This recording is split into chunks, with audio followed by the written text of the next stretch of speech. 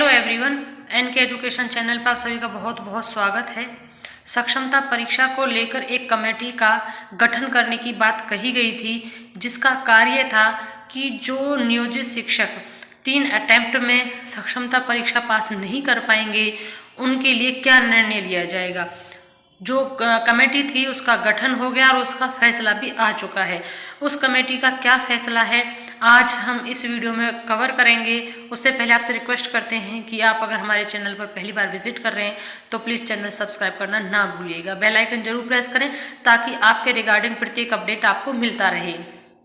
इसमें लिखा हुआ कि 3.5 लाख नियोजित शिक्षकों को राज्यकर्मी बनाने की कमेटी की अनुशंसा। 4 चरण में सक्षमता परीक्षा, लगातार 3 बार फेल हुए तो जाएगी नौकरी। यहाँ पर कमेटी का ये निर्णय हुआ है। इसको डिटेल में पढ़ते हैं कि क्या यह सत्य है कि नौकरी जाएगी। ऐसा कैसे हो सकता है, ऐसा कैसे संभव है कि जो इतने वर्षों से इस विभाग को अपनी सेवा दे रहे थे, अचानक अगर वो इस परीक्षा को पास नहीं कर पाते हैं तो उनकी नौकरी जा सकती है।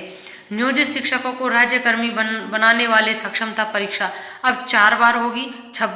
इसमें दिया हुआ है यहाँ पर 26 फरवरी को होने वाली है परीक्षा। फर्स्ट अटेम्प्ट, पहला प्रयास है, यानी 26 फरवरी को हो रही है आपकी परीक्षा, वो पहला अटेम्प्ट माना जाएगा।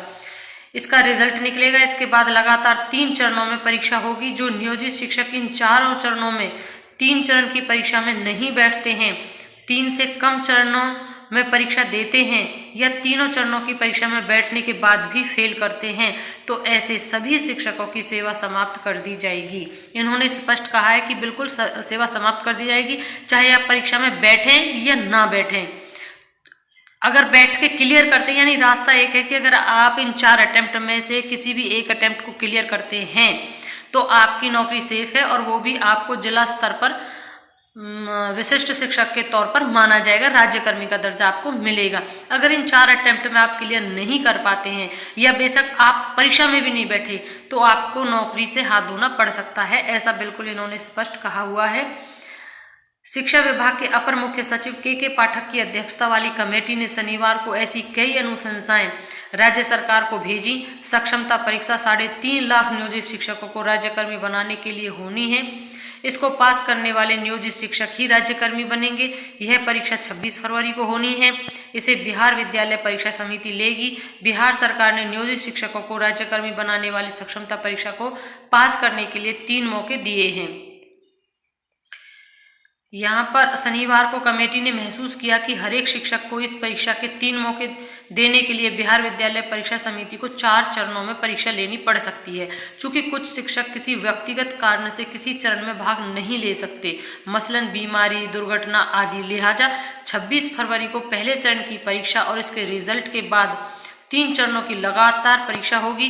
ध्यान रहे कि बिहार सरकार ने सक्षमता परीक्षा को लेकर यह उच्च स्तरीय कमेटी बनाई है। कमेटी को सरकार को बताना था कि इस परीक्षा को पास नहीं करने वाले नियोजित शिक्षकों के लिए क्या प्रावधान किया जाए।